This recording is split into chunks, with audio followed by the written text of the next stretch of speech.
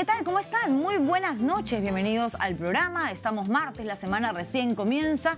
Y bueno, en 3 meses vamos a tener que acudir todos a las urnas para elegir a nuestros respectivos alcaldes y presidentes regionales. Obviamente, en caso de las regiones hay un montón de candidatos. Ayer, en el caso de Lima, se cerró el plazo para inscribir las candidaturas. La última en llegar fue Susana Villarán, pero que ni siquiera llegó, sino que mandó un personero y lo hizo a las 11:15 de la noche, faltando 45 minutos para que el Jurado Nacional de Elecciones diga hasta acá nomás. Ya tenemos a los 13. Estos son los que postulan a Lima. Y yo me he comprometido a ir presentándoles a ustedes, a los televidentes, por supuesto, a los diferentes postulantes. Y hoy voy a conversar con alguien que no va a un municipio, pero que sí quiere ir a una región. Es un personaje conocido por todos, alguien querido por algunos, por otros no tanto, como suelen ser los personajes públicos. Y él ya es un personaje público desde hace rato.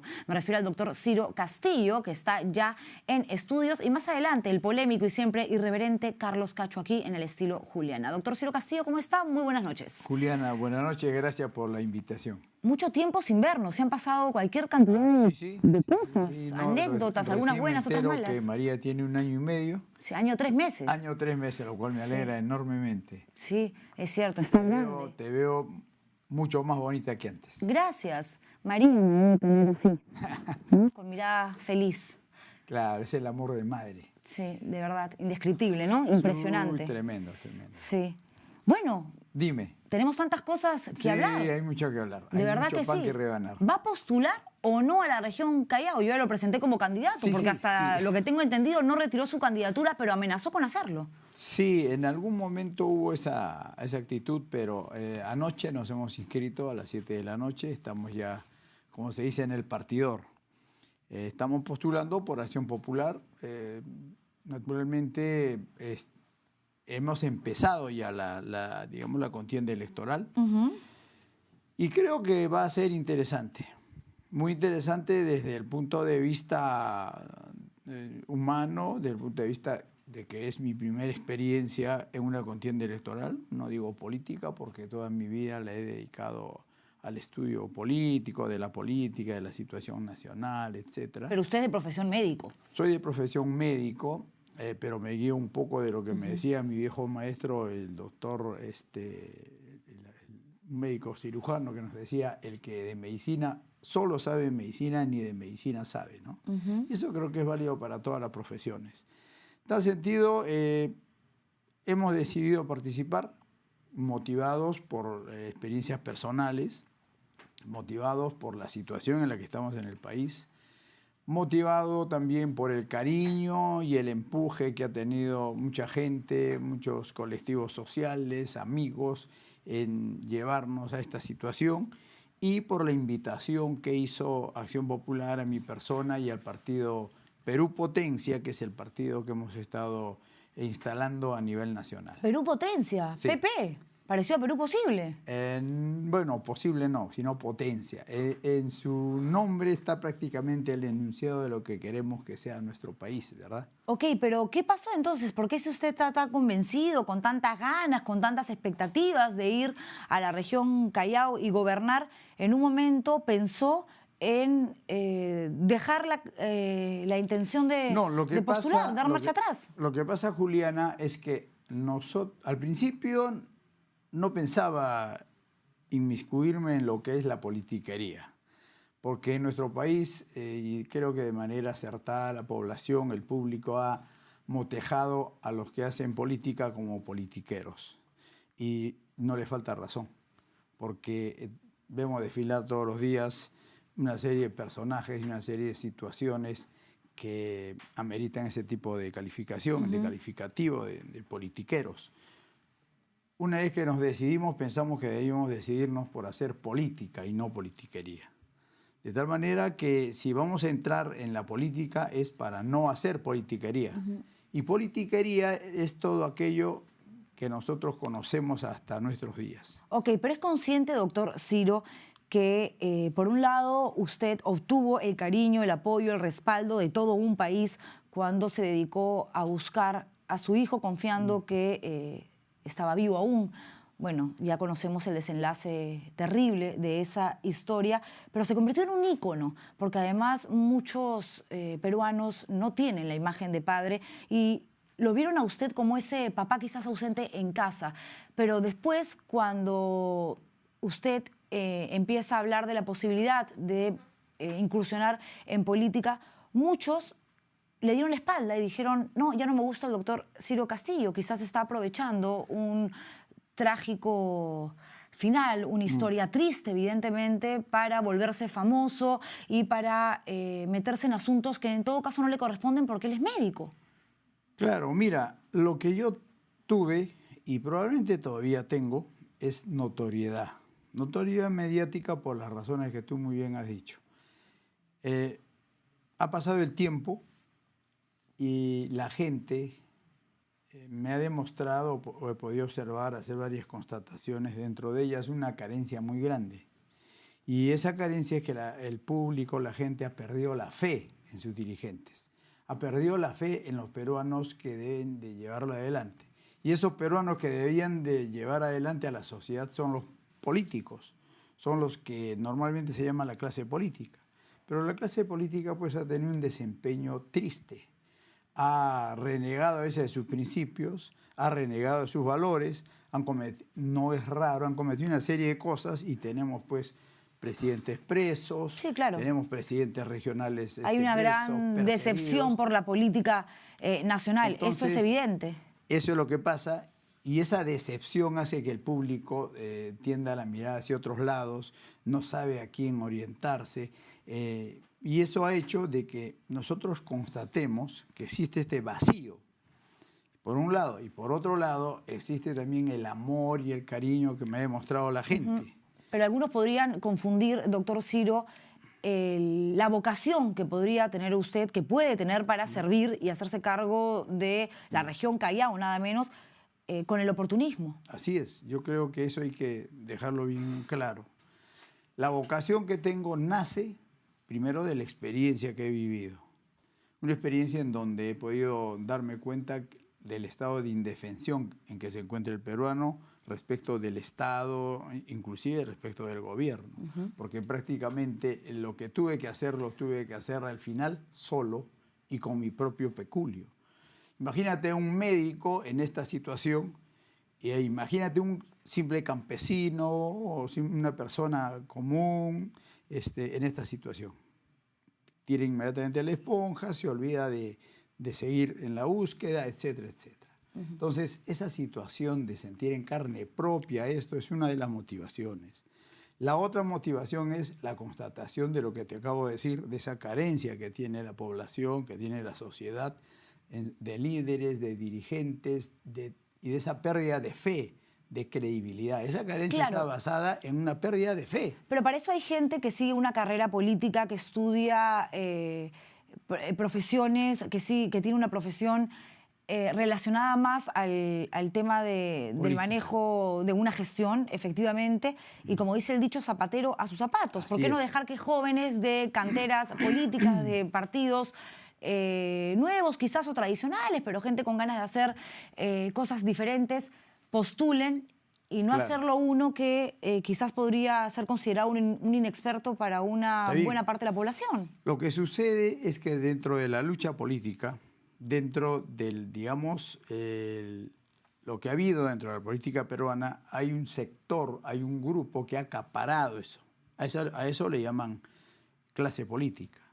Gente que ha hecho de la politiquería una profesión. Gente que ha hecho del cálculo político un ejercicio cotidiano. Gente que ha hecho de los partidos un instrumento a su servicio y no al servicio de la población. Entonces, estos grupos, para decirlo en criollo, que se creen los dueños de y creen que el Perú es su chacra, han impedido permanentemente de que una serie en los mismos partidos, de que la juventud, las generaciones o los dirigentes asciendan a los niveles que les corresponde estar. De ahí que hacemos otra constatación, que las bases de las organizaciones políticas están divorciadas de sus dirigencias. ¿Por qué? Porque ya no creen en ellas, porque han sido decepcionados por la actuación absolutamente, por decir lo menos, incongruente y a veces delincuencial de sus jefes, de sus dirigentes. Entonces, ¿cómo es que se tiene que entrar a tallar dentro de esta correlación de fuerzas? ¿Cómo es que se tiene que entrar a trabajar? O sea, hay gente que ha aprendido a hablar muy bien, pero para engañar. Hay gente que tiene mucha experiencia, tiene muchos pergaminos, pero para hacer las cosas para intereses su propio subalternos. peculio. De acuerdo, doctor Ciro, pero usted ha hablado de algo importante, ¿no? La honestidad, la credibilidad, el hecho de que hay personas, políticos, que mienten mucho y en los que la gente pues ya no cree, es evidente. Hay personas que también han perdido la confianza en usted por este hecho, este suceso, donde todos lo vimos, en realidad protagonizando un evento bochornoso, ¿no? Manejando en estado de ebriedad, peleándose con un policía, tratando de decir que no era usted el que conducía el vehículo, sino su hijo Antonio. Y cualquiera podría decir, ¿por qué le voy a creer al señor Ciro cuando me ofrece todas estas cosas, en caso llegue a la región Callao, si cuando tiene un accidente, miente? Yo te voy a decir dos cosas. Primero, que la población peruana, creo yo, ya no cree en aquel que habla solamente bonito, ya no cree tampoco en aquel que no habla, porque ambos pueden dedicarse a otras cosas y no servir al pueblo. Creo que la población cree en la ejecutoria de las personas, ya sea una ejecutoria corta o larga o de toda una vida. Pero en ese evento... Ahora, en ese evento, ¿qué es lo que pasó? En ese evento hay que precisar dos cosas. Y te voy a contar brevemente lo que sucedió. Yo salía del club Miraflores, donde se me había hecho un pequeño homenaje por el Día del Padre, estaba muy emocionado. Llamé a mi hijo Antonio, le dije, Antonio, ven a recogerme porque seguro que vamos a tomar algo ahí. Y efectivamente tomamos y efectivamente llegué a un estado de intoxicación alcohólica leve, una embriaguez leve. Me fui con mi esposa, con Charo, y Charo me dice ya a eso de las 8:30, mira, vámonos, Antonio no llega. Esperamos media hora, no llegaba Antonio, entonces cometo la imprudencia de decir, bueno, vamos. Cuando salgo a 30 metros del club Miraflores, me dio la impresión que se venía un carro para atropellarnos y para evitar ese atropello, giré bruscamente y me subí a la vereda y volví a bajar. Una vereda alta. Cometí una mala maniobra, pero no choqué ni siquiera contra la pared y yo creo que ni siquiera contra el poste que estaba ahí. Mi carro no tiene nada. Gracias a Dios, pero pudo haber pasado un transeúnte y usted lo atropellaba. Gracias a Dios no había nadie, no había un transeúnte, eran las 9 de la noche, absolutamente no pasó nada. Pero eso no minimiza el error. No minimiza el error y he reconocido y he pedido disculpas, he pedido perdón en todos los idiomas al día siguiente y lo he hecho a cada rato. Porque no se debe manejar embriagado. No, pero más allá de, efectivamente, no violar la norma, así es, manejando luego de haber consumido alcohol, así es, hubo una mentira, porque usted mencionó que el que conducía el automóvil era Antonio. No, no fue una mentira. Sucede lo siguiente. Antonio no estaba en el carro. Cuando llega Antonio, llega en el momento en que ya había subido a la vereda y había bajado. Me dice, papá, ¿qué pasó? Ha pasado esto y he tomado y bueno, entonces él condujo el carro hasta la comisaría. Y cuando usted llega, se pelea con la policía. No, cuando yo llego a la comisaría, inclusive hubo alguna persona que me quiso inducir para que dijera que era Antonio y le digo no, porque me acuerdo de mi hijo y digo no. Yo soy el que he estado conduciendo y tómenme la muestra de sangre. Y me toman la muestra de sangre. Yo sabía que esa muestra de sangre iba a salir elevada. Pero Antonio fue el que condujo desde el lugar del incidente hasta la comisaría. Ahora termino. En el momento, el policía que nos graba discute conmigo y pone la parte donde digo, sí, Antonio conducía. O sea, yo no conducía a la comisaría. Efectivamente, no conduje a la comisaría. El que condujo fue Antonio. Esa fue la discusión y hubo un intercambio de palabras muy fuerte. No solamente de palabras, sino que el señor se puso agresivo, le empujó el brazo a Antonio, le levantó la voz a mi esposa e inmediatamente, seguramente también por el estado en que me encontraba y por la diabetes de la que soy poseedor y que se me subió un poco más de la cuenta el azúcar, pues estuve reconozco que estuve alterado, pero no creo que le haya faltado el respeto, sino que salí en defensa de mi hijo y de mi esposa, y esa fue la discusión. Pero lo denunció a ese policía por agresión verbal. Él no sé si me ha denunciado, hasta ahora no tengo conocimiento que lo haya hecho en algún lugar. Lo que sí sé que hay una denuncia por difamación o no sé qué otras cosas que está viendo un abogado, pero por lo que ustedes han podido ver, ahí no ha habido mayormente nada de agresión personal hacia nadie, porque yo no conocía a las personas, a ninguno de ellos. Doctor Ciro, hablando de Sí. denuncias, de acusaciones, ¿Rosario Ponce al final lo demandó? Me demandó por, no me acuerdo exactamente qué fue el tipo legal, creo que fue difamación también, y una fiscalía desestimó esta demanda porque no tenía asidero dentro del proceso. Era lógico que yo me hubiera exacerbado un poco, pero jamás, y no es que me haya cuidado de decirlo, sino que es mi manera de ser, jamás insulté, jamás... no tengo la costumbre de agredir a las personas verbalmente ni físicamente, ¿no? Pero a pesar de eso, ¿sigue creyendo que ella es la responsable de la muerte de su hijo? Yo creo que sí. Yo creo que si no es la responsable directa, tiene conocimiento. Eso es mi convicción personal. Lo que la fiscal ha dicho es que ella estuvo con mi hijo hasta el final de sus días. Y pidió el archivamiento del caso después de 2 años de investigación, y el juez, que es Giancarlo Torreblanca, también lo archivó, evidentemente no encontrando indicios de responsabilidad. No encontrando mayores indicios, no habiendo mayores pruebas. ¿Y usted apeló? Obviamente apelé. Lo que sucede es que han habido muchos cabos sueltos. Han habido demasiados cabos sueltos que ya sería ocioso enumerar ahora, y seguramente pues ya será el tiempo y la aparición de alguna prueba la que determine que esto se aclare, porque las cosas en la vida siempre se aclaran. Conozco el caso y en eso sí le doy la razón, que quedaron muchas cosas sin esclarecer, y considero que ante una situación así uno no puede hacer un verdadero duelo. ¿Cómo está su familia? Charo, María Gracia, Mi Toño. familia está muy bien.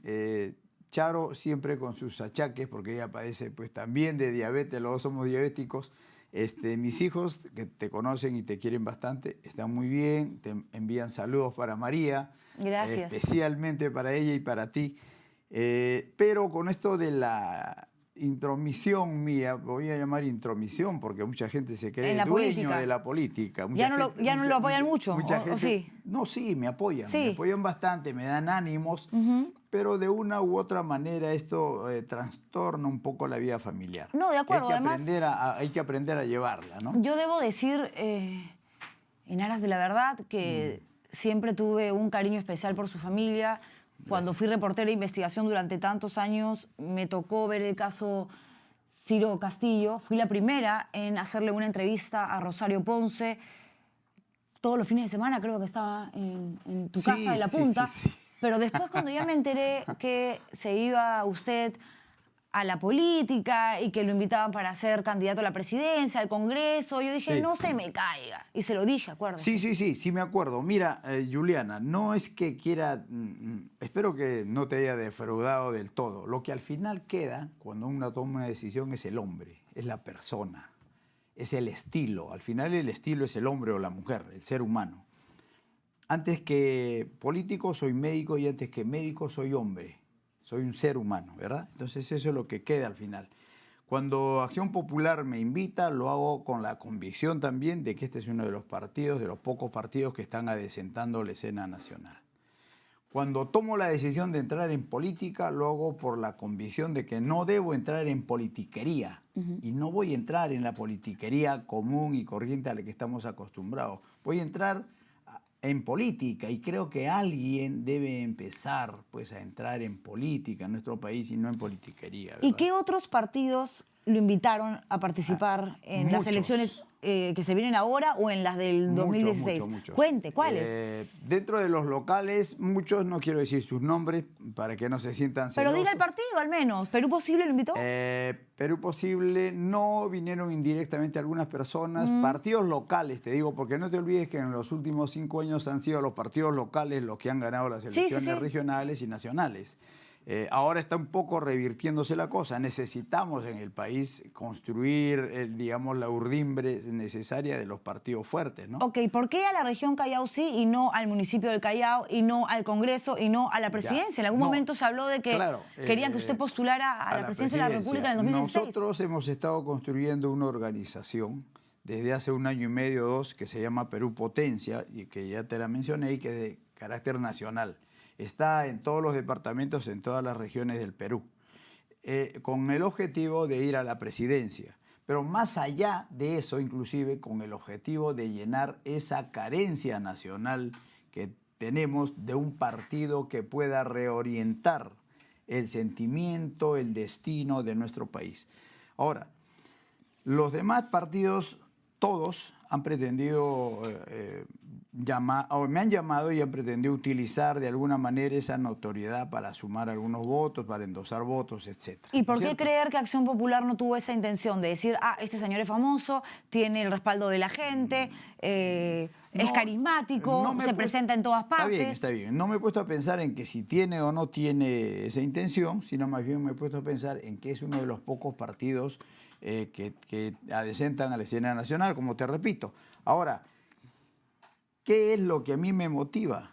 ¿Qué es lo que hace que yo me decida? ¿No? Estando, digamos, con la pretensión de ir a la presidencia de la República, construyendo una organización de tipo nacional, haciéndome eco de toda esa petición que había de las corrientes, de la gente, en fin, y no decidimos a participar por el Callao.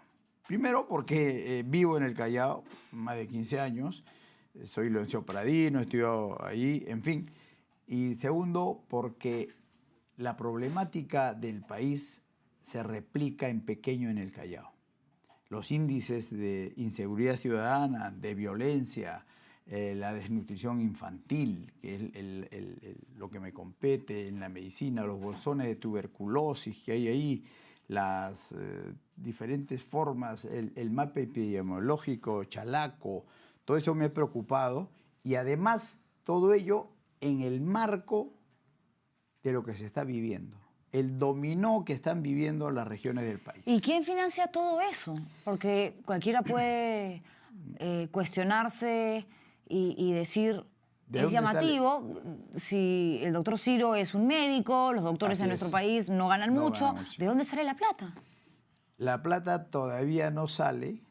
La plata, si es que ha salido para estas pequeñas campañas, han sido de actividades que han hecho primero en la organización que yo fundé hace tiempo, y Acción Popular, que está haciendo un llamado para tratar de autofinanciarnos, utilizando una de las frases de Belaúnde, ¿no? Sin millones, ni matones, ni camiones, decía Belaúnde en esa época. ¿Tiene fe? Su principal rival es fuerte, Félix Moreno, a pesar de las acusaciones que hay en su contra. Hay mucha gente que está contenta con su labor como presidente regional y lo va a reelegir. Lo primero que tenemos que decir los peruanos cuando entramos en cualquier contienda electoral es tratar de que ésta se haga en los términos más decentes posibles. No empezar a tirarse basura entre sí. Bueno, pero eso en política es casi una utopía, ¿eh? Pero hay que plantearlo. Sí, seguro. Pero de ahí a que se lleve a cabo, que se pueda ejecutar una campaña de todo limpia. Pero hay que intentarlo, Juliana. Ahora, lo segundo es que todo aquello que ha sido un logro, que ha sido algo beneficioso para la población, tiene que ser entendido y tiene que ser continuado. Ok, entonces la gente ahora en octubre, ¿qué tiene que marcar? Los que vayan a votar y tengan que elegir al representante, al nuevo presidente regional. ¿PP? ¿Se van a confundir? No. Los que tienen que elegir la opción anticorrupción, la opción de desarrollo para el Callao, van a tener que marcar la LAMPA de Acción Popular. La de Acción Popular va a ser el mismo I con el mismo símbolo. Estamos bajo ese logo y estamos también con la aprobación no solamente del pueblo chalaco, sino del accionpopulismo nacional. ¿Y Perú Potencia cuándo empieza a figurar entonces? Perú Potencia figurará en el momento en que pueda figurar. ¿Cuando se vaya usted a las elecciones presidenciales? Eso depende de la dinámica que tenga. ¿No descarta la presidencia más adelante? Yo no descarto nada. Yo creo que las cosas se dan en la medida en que no solo que te lo pidan, sino en la medida en que puedas hacer las cosas. Yo le deseo toda la suerte del mundo, doctor Ciro, y le soy sincera. Necesitamos más médicos buenos y entregados que políticos. Yo creo que sí, pero también necesitamos... Y usted ha sido siempre un gran doctor. El Perú, Juliana, y en este caso el Callao, el Perú es un país enfermo y el Callao, por lo tanto, también. Creemos que se necesita actuar urgentemente. Estamos al borde de cosas muy serias. La corrupción, Juliana, ha permeado todo el país. Y como te decía, una réplica de ello se ve en el Callao. Por lo tanto, hay que intervenir.